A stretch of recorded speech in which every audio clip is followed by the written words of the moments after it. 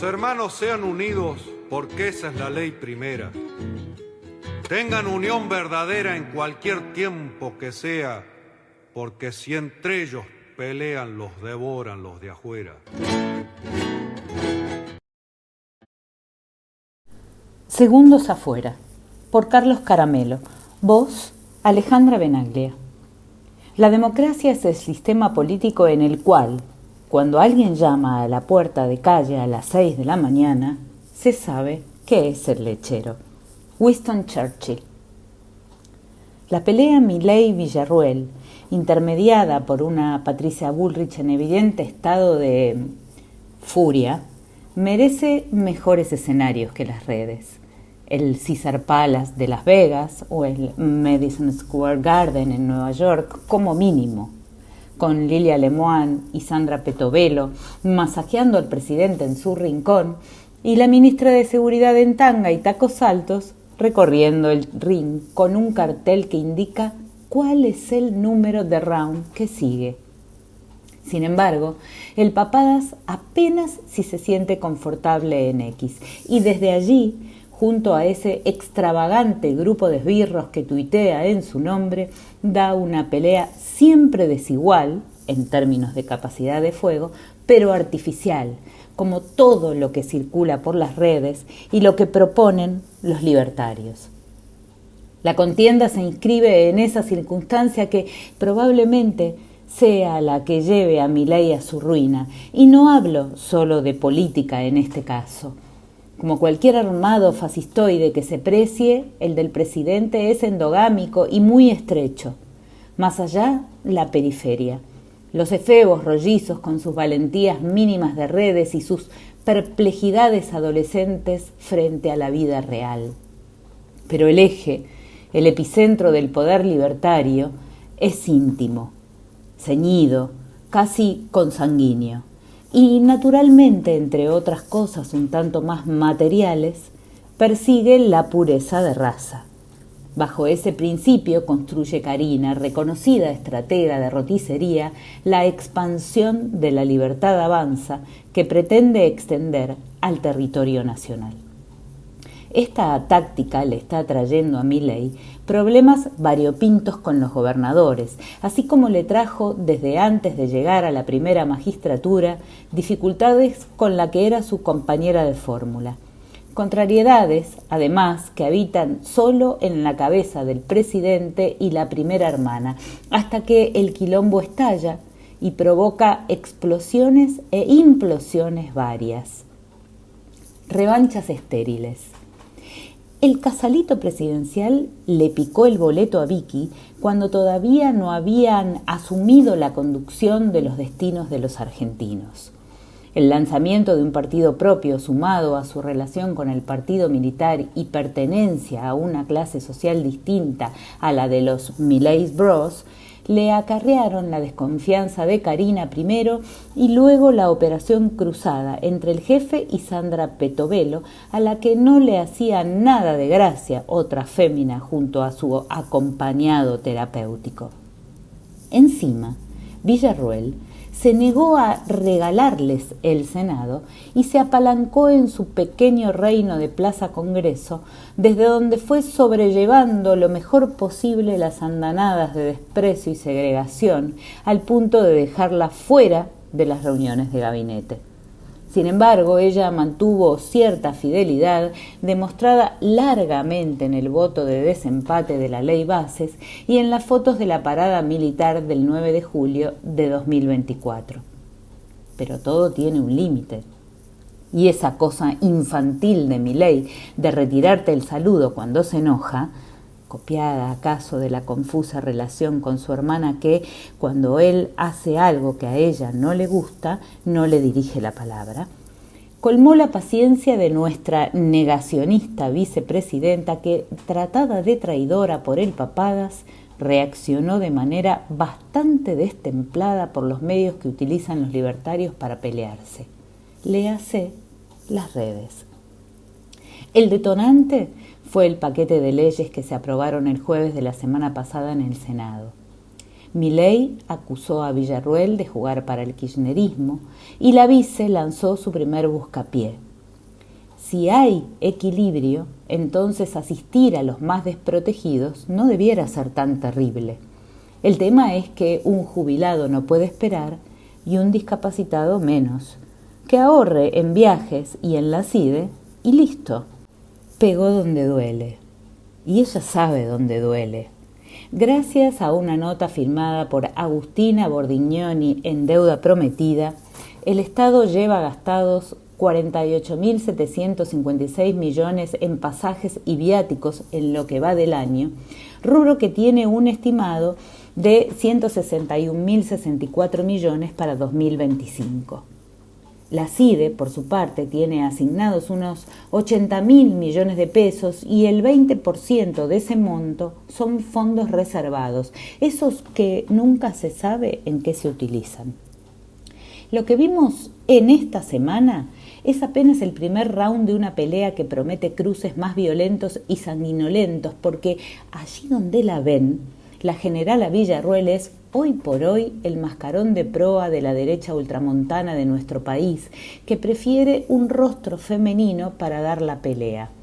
Como en Italia, donde los representa Giorgia Meloni, España, en donde tienen dos mujeres fuertes, Rocío Monasterio por Vox y Isabel Díaz Ayuso, presidenta de la Comunidad de Madrid del PP, y como Francia, donde Marine Le Pen ganó la primera vuelta en las legislativas de 2024. El partido militar, la derecha ultranacionalista y confesional, es un poder fuertemente constituido y de larga data. Por eso, como sugiere el analista Diego Genú, si Milei cree que puede aplastar una biografía como la de Villarruel sin pagar costos, tal vez la esté subestimando. A ella y a las fuerzas que pueden girar a su alrededor si todo lo que marcha acorde al plan empieza a fallar. Es evidente que ese tembladeral ha comenzado. Están blanditos. Si fuera solo Vicky, pero hoy son mayoría los que desafían a los hermanos Macana y a todo lo que hacen los que lo rodean. Los gobernadores no están dispuestos a negociar. Y al menos por ahora. Guillermo Francos hace caíditas de ojos, pero termina rebotando. Martín Menem le da respiración boca a boca al Papadas, evitando mandarle las leyes que ha prometido vetar. Los 10 días hábiles corren recién cuando los textos aprobados son recibidos por el Ejecutivo. Los héroes de la Cámara de Diputados se hacen los boludos. Milei va de un ataque de furia a uno de depresión, y en el medio llora amargamente, a los gritos, y dice que es un fracasado y que su padre tenía razón. Si hasta en el exclusivo mundillo periodístico, ese que venía viviendo gracias a la pauta, comienzan a darse vuelta las cosas. Por ejemplo, nadie se imaginó jamás que Majul iba a parársele de manos al coloso Sturzenegger. Cuando leo el apodo de este depredador del Estado, recuerdo que al doctor Alejandro Armendáriz, el peor gobernador que tuvo la provincia de Buenos Aires en toda su historia, le decían el titán, con el tema de la creación de empleos. Claro que don Federico, más que coloso, es un elefante en un bazar que se atreve a decirle a Luisito que la pregunta está mal formulada y explicarle cómo debía haberla realizado. Incluso entre los que fueron socios ideológicos alguna vez, como Viviana Canosa y Alejandro Fantino, aparece una grieta difícil de sortear.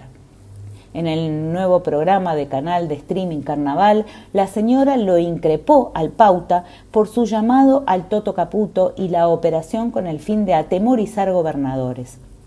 Viviana fue una de las inventoras primigenias de Milei y este probablemente le prometió cosas que no cumplió, como no le cumplieron tantos otros. De cierre, Fabián Doman terminó acusándolo de tratar de convencer al cordobés Martín Yarlora de acompañar a La Libertad Avanza. Ni siquiera el famoso pacto de la provincia de Buenos Aires pueden sostener.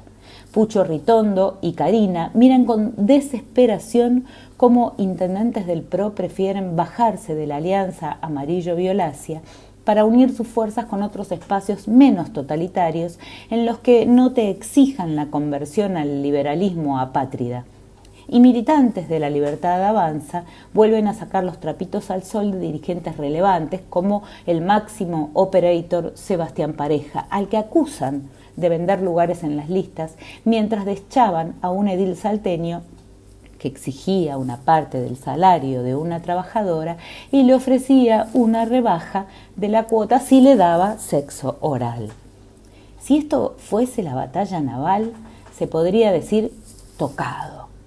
Los pocos expertos en oler sangre que van quedando en la dirigencia política te aseguran por lo bajo que Milei está seriamente herido. Y los economistas, incluso los neoliberales, agregan que la sutura con la que intenta parar la hemorragia es carísima e inútil. Más temprano que tarde te lleva a la muerte. Verás que todo es mentira. Nada de lo que prometió. Nada hizo. Milei es más falso que un billete de $100 color rosa con la cara de Trump. Iba a dolarizar la economía, pero apenas si dolarizó las tarifas y algunos bienes de consumo porque descubrió que apreciando el peso y midiendo con una fórmula caduca podía dibujar una caída de la inflación que solo se da en las planillas de Excel. Si usted desea zambullirse en el mar del Caribe sin temor, solo tiene que murmurar permanentemente: Argentina tuvo 0,6 de inflación en el mes de junio, y repetirlo como un mantra. Solo así estará a salvo, porque eso no se lo tragan ni los tiburones. Otra cosa que estamos esperando es que dinamite al Banco Central, que utiliza para esconder las deudas que tiene y que se incrementan mes a mes. Esta semana salió a comprar pesos a una tasa demencial y con vencimientos cada 15 días. Imposible de pagar. Única manera de mostrar ese superávit fiscal que le debe dibujar Nick, el de Gaturro, por lo mal hecho, digo. Venía a terminar con la casta y nos enteramos, gracias a una nota que firmara la periodista y escritora Ibi Cangaro, allá por el mes de marzo, que ahora descubren algunos periodistas de investigación de A24, que no solo tiene a toda la familia Menem en el gobierno, sino que además la financia con millonarios contratos con organismos del Estado y empresas pantalla que ganan licitaciones. Como se titula el artículo que revela un entramado político mafioso del tipo de los que Milei denunciaba durante su campaña y prometía aniquilar, además de hacerlo pagar el ajuste. Un ajuste que están oblando los jubilados, los maestros, los enfermos de cáncer, los discapacitados, los universitarios, usted, yo, y también, entre tantos pagadores, los residentes y los médicos del Garraham, los mismos que produjeron una masiva marcha de protesta el jueves por la tarde y llenaron las calles y las diagonales de los alrededores de la Plaza de Mayo, donde concentraron para escuchar la lectura de un documento que reclamó un nuevo paro colectivo a la CGT. Mintió en todo y sigue mintiendo. No se sabe demasiado bien para qué, como si llegara a las elecciones del próximo octubre y conseguir un resultado decoroso, porque arrasar no va a arrasar, fuese un triunfo para el gobierno. Para eso representan una obra de teatro cuyos actos se van escribiendo en el momento, estirando un final inevitable. El del dólar disparándose, se estiman pérdidas de 5.000 millones de divisas por mes para sostener la fantasía, la inflación estallando y todo yéndose al mismísimo cuerno. Bueno sería recordarles a los libertarios que los comicios de medio término no son óbice de nada, que Fernando de la Rúa llegó a los de 2001 con deflación, que a pesar de eso perdió contra el justicialismo y que un mes después tenía que disponer el corralito que encendió la protesta y terminó llevándoselo en helicóptero el 20 de diciembre. 2 meses después de ese acto eleccionario al que llegó sin resto. La dirigencia cool, preocupados por los jingles, los eslogan, los spots de campaña, críticos de la nomenclatura elegida para tal o cual alianza, deslumbrados por los números de una batería de encuestas que no deja de sumar consultoras a la grilla, y si hicieran política, La pregunta podría sonar a perogrullada si la dirigencia no estuviese tan preocupada por el packaging y tan desatenta al contenido, tan confiada en el marketing y tan olvidada de la militancia. La bocanada de patria que trajo la votación del Senado la semana pasada, cuando le clavó 5 leyes al hilo a un gobierno de tipo despótico que amenazaba con vetos y venganzas a los díscolos legisladores y los tachaba de golpistas, parece no haber sido tomada en cuenta por la clase política. Muchos creen, varios gobernadores y sus espadas parlamentarias, que luego de haberle mojado la oreja al Papadas es hora de negociar. La propia, of course. No la ven, pero no la que ve Milei. No ven la que ve la sociedad y que podría salvarles la vida. En tiempos de elecciones de medio término, cuando se redefinen los bloques, no hay mejor campaña, ni antídoto contra tanto desvarío autocrático, que mostrarle al pueblo para qué sirve votar. Y cómo elegir, por ejemplo, a un diputado decidido a mantener la voluntad popular que lo llevó a esa banca y no a uno que pueda venderle su voto al poder traicionando a sus electores. No es tan difícil. Tampoco debería resultar tan raro. Y no se trata de alcahuetear a nadie, aunque no haya libertario que en el fondo no sea botón.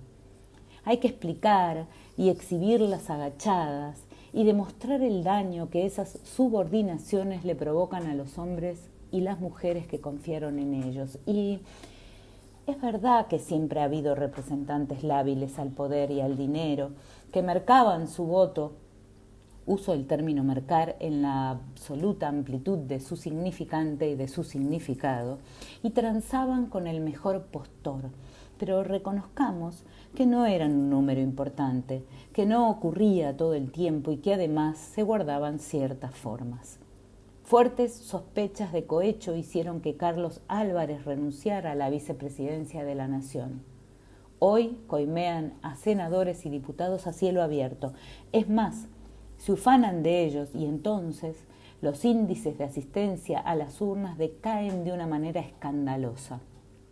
Del 85,61% que votó en 1983 al 65% que se estima votarán el octubre próximo. Hay más de 20 puntos de ciudadanos que no lo harían.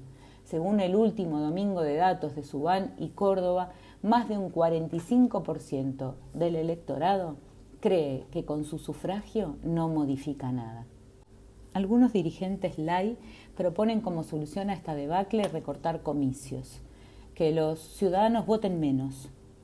Efectivamente, todo lo contrario hubiese sintetizado el gran Saúl Ubaldini y detrás de él hubiera aparecido Roberto Galán diciendo hay que votarse más, porque se trata de no hacerle ninguna graciosa concesión al mercado y a la antipolítica que sostiene que la gente se aburre de votar, se cansa de acudir a las urnas. Es muy caro. E intentar mejorar esta democracia tullida, difuminada, que tiene al pueblo tan insatisfecho. Ariel Berzelli, doctor en Ciencias Sociales y Humanas, magíster en Ciencia Política y Sociología con posgrado de Derecho de Internet por Harvard, sostiene que si la persona no puede definir en elecciones internas al candidato que quiere votar, obviamente nunca va a conocer a ese candidato, porque lo que se vota nos queda lejos y es ahí donde somos manipulables. Entonces se debe replantear el sistema en función de la materialidad de lo que me afecta todos los días. ¿Qué me afecta todos los días? La educación pública. Votando contribuimos comunitariamente a sostener ese esquema. Es allí en temas como la salud o la educación donde vas a encontrar millones de manos que quieren levantarse y colaborar, explica Berzelli y redondea. La gente no va a votar porque el descreimiento sobre este sistema de representación política es muy alto y tiene algo de razón. Lo que más importa somos nosotros mismos. El único buffer real que la Argentina tiene es su pueblo. sintetiza con lenguaje tecnológico que hace a su preocupación recurrente: la incidencia de la tecnología, de los entornos digitales, del extractivismo de datos en la violación y la manipulación del sagrado voto secreto de la democracia. El pueblo como área de almacenamiento de sus propios datos de urgencias y necesidades, y el voto como herramienta imprescindible para expresarlos. Votar más, votar hasta que duela, votarse encima si fuese necesario, pero reconstruir el valor de esa institución central de las democracias que es el sufragio universal y secreto. Mucho más teniendo en cuenta cuántos lucharon y dejaron la vida hace menos de 50 años para que hoy podamos ejercer el sagrado derecho a votar. Hola, ¿te gustó? Bueno, compartilo con tus amigues, ponele un pulgar para arriba y suscríbete. Ah, y no te olvides de activar la campanita.